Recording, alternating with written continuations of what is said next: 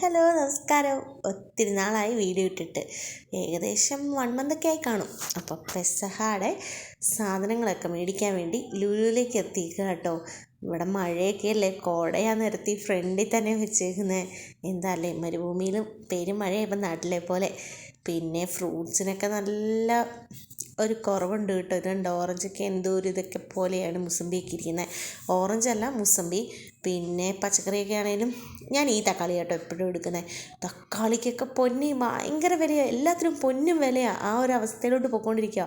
പിന്നെ കുറേ ചെടികൾ ഇങ്ങനെ അടുക്കി വെച്ചിട്ടുണ്ട്. അപ്പം ഒന്നോ രണ്ടെണ്ണം എടുത്തേക്കാന്ന് കരുതി പോയി നോക്കിയപ്പോൾ ഇതിന് എന്നാ പറയുക, ചെറിയ ചട്ടിക്ക് ഒരു കൊള്ള വിലയാണ്. ഞാനതുകൊണ്ട് പിന്നെ അതൊക്കെ കണ്ട് പിള്ളേരുടെ അവിടെ നിന്നപ്പോൾ 2 ഫോട്ടോയും വീഡിയോ ഒക്കെ എടുത്ത് ആ സന്തോഷം അവിടെ കണ്ട് നിർത്തിയിട്ടെങ്കിലും തിരിഞ്ഞു. കാരണം സാധനങ്ങൾക്കെല്ലാം വില കൂടി.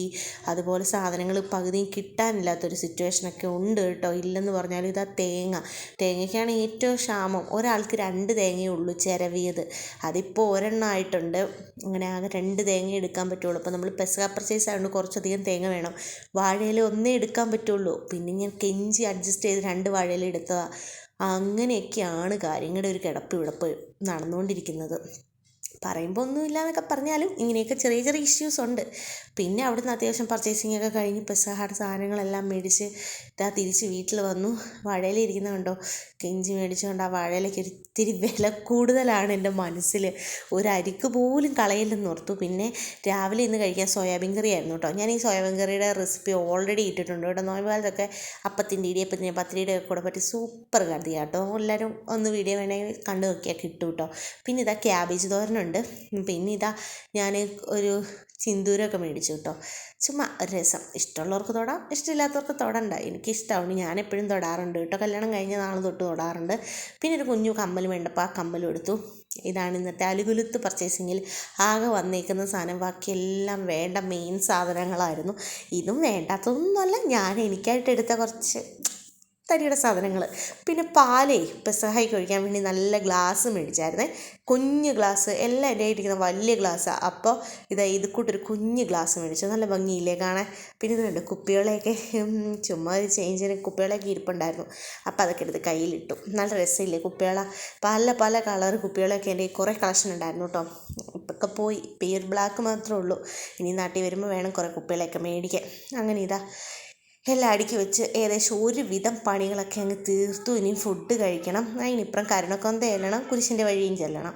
അപ്പോൾ എല്ലാവരും പ്രാർത്ഥിക്കാനിരുന്നു.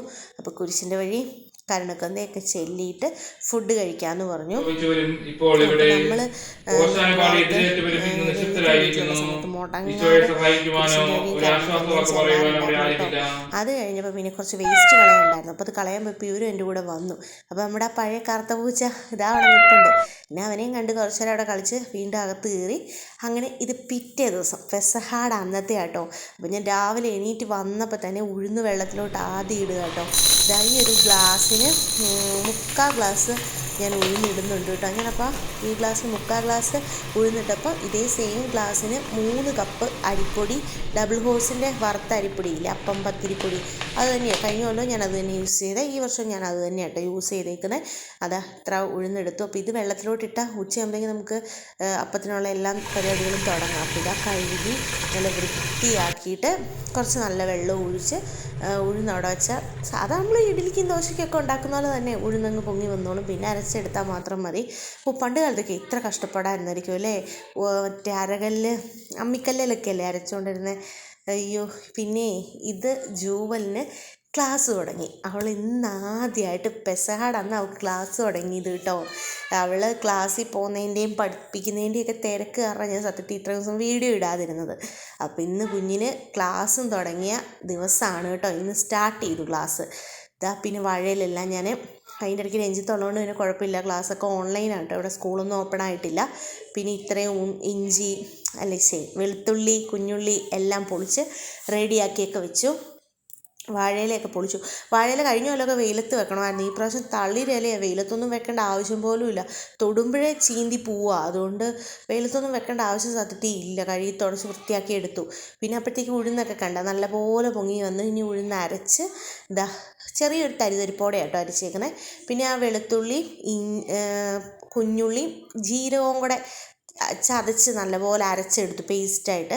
അതിന് പിന്നെ തേങ്ങ ഇട്ട് കൊടുത്തു. ഇതൊരു 1.5 തേങ്ങ ഉണ്ട് കേട്ടോ. തേങ്ങയ്ക്കൊക്കെ ഭയങ്കര ക്ഷാമമായതുകൊണ്ട് ഞാൻ ഇത്തിരി തേങ്ങ കുറച്ചു. പിന്നെ ആ ഗ്ലാസ്സിന് ഞാൻ പറഞ്ഞ പോലെ 3 ഗ്ലാസ് ഡബിൾ ഹോഴ്സിൻ്റെ അരിപ്പൊടി. അപ്പോൾ ഇതും ഇട്ട് പിന്നെ എല്ലാം കൂടെ നല്ല പോലെ കുഴച്ച് അപ്പമൊക്കെ റെഡിയാക്കി കുരിശുമൊക്കെ രഞ്ജിത്ത് എനിക്ക് വെച്ച് തന്നു. അപ്പോൾ രഞ്ജിത്തിൻ്റെ ഫ്രണ്ട് വരും. അപ്പോൾ ഫ്രണ്ടിനെ കൂട്ടാൻ പോകണം. അതുകൊണ്ട് രഞ്ജിത്ത് പെട്ടെന്ന് പോയതുകൊണ്ട് അതൊന്നും എനിക്ക് എടുക്കാൻ പറ്റിയില്ല. പിന്നെ അതിൻ്റെ ഇടയ്ക്ക് കൊച്ചിൻ്റെ ക്ലാസ് പരിപാടി എല്ലാം കൂടെ ആയപ്പോഴത്തേക്ക് ആകെ തിക്കും തിരക്കുമായി. ബാക്കി പാലൊന്നും എനിക്ക് ഉണ്ടാക്കിയത് എടുക്കാൻ പറ്റിയില്ല. പക്ഷേ കഴിഞ്ഞ കാലത്തെ വീഡിയോയിൽ എല്ലാം കിടപ്പുണ്ട് കേട്ടോ.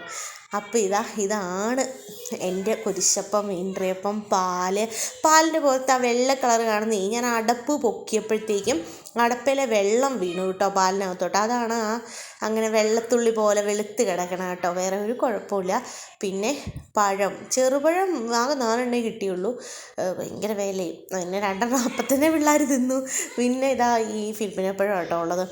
അപ്പോൾ എല്ലാം നല്ലപോലെ കിട്ടി. പെസഹയൊക്കെ കഴിഞ്ഞ് ഇത്രയും ദിവസമായെങ്കിൽ എനിക്കിതൊക്കെ കാണുമ്പോൾ ഭയങ്കര സന്തോഷം കേട്ടോ. എൻ്റെ ദൈവമേ ഒത്തിരി നന്ദി. കഴിഞ്ഞ വർഷം ഉണ്ടാക്കാൻ പറ്റി, ഈ വർഷം ഉണ്ടാക്കാൻ പറ്റി. ചേട്ടൻ വന്നിട്ട് കിടന്നൊക്കെ ഉറങ്ങി കേട്ടോ. ഡ്യൂട്ടിയൊക്കെ കഴിഞ്ഞ് വന്നുകൊണ്ട് പിള്ളേർ നെഞ്ചത്തൊക്കെ കുറേ നേരം ഉറങ്ങി. ഇനി അപ്പം മുറിച്ചിട്ട് നമ്മൾ നേരെ പള്ളിയിലോട്ട് പോകാം കേട്ടോ. പള്ളിയിൽ 8:30 ടൈം 8:30 കുർബാന. അപ്പോൾ ഇതെല്ലാവരും പ്രാർത്ഥിച്ച് കുറച്ച് ബൈബിളൊക്കെ വായിച്ച് രഞ്ജിത്ത് അപ്പം മുറിച്ചു എല്ലാവർക്കും കൊടുത്തു. അപ്പോൾ ഞങ്ങളെല്ലാം കഴിച്ചു. നല്ല ടേസ്റ്റ് ഉണ്ടായിരുന്നു കേട്ടോ. നല്ല പാലും നല്ല അപ്പമൊക്കെ ആയിരുന്നു. അങ്ങനെ കഴിച്ചിട്ട് പിന്നെ നേരെ ഞങ്ങൾ പള്ളിയിലോട്ട് പോവുകയാണ് ചെയ്തത്. പള്ളിയിൽ ഈ പ്രാവശ്യം അപ്പം മുറിക്കലൊന്നും ഇല്ലായിരുന്നു കേട്ടോ. അതുകൊണ്ട് ഞാൻ കുറച്ച് അപ്പവും പാലും എടുത്തു വെച്ചു. ആരെങ്കിലും കാണുകയാണെങ്കിൽ ആഗ്രഹമുള്ളവർക്ക് കൊടുക്കാമെന്നൊക്കെ വിചാരിച്ചു. അപ്പോൾ അങ്ങനെ 2 ചേട്ടന്മാരെ കണ്ടപ്പോൾ ഞാൻ അവർക്ക് അപ്പവും പാലും കൊടുത്തു കേട്ടോ. എന്താണെന്നൊന്നും എനിക്കറിയത്തില്ല. പക്ഷെ ഞാൻ അങ്ങനെ കരുതി കൊണ്ടുപോയി. അപ്പം അവർക്കത് കൊടുക്കാൻ പറ്റി കേട്ടോ. പിന്നെ ഞങ്ങൾ പെട്ടെന്ന് തന്നെ കഴിച്ചിട്ട് ഇറങ്ങി. കാരണം പള്ളി നല്ല തിരക്കുണ്ട്. അപ്പോൾ പള്ളിക്കകത്ത് തന്നെ സ്ഥലം കിട്ടണമെന്നൊക്കെ കരുതിയാണ് പെട്ടെന്ന് ഇറങ്ങിയത്. അപ്പോൾ ഇത്രയായിരുന്നു നമ്മുടെ ഈ വർഷത്തെ പെസഹ ആഘോഷം. അപ്പോൾ അത്രയേ ഉള്ളൂ. Tata bye bye, see U.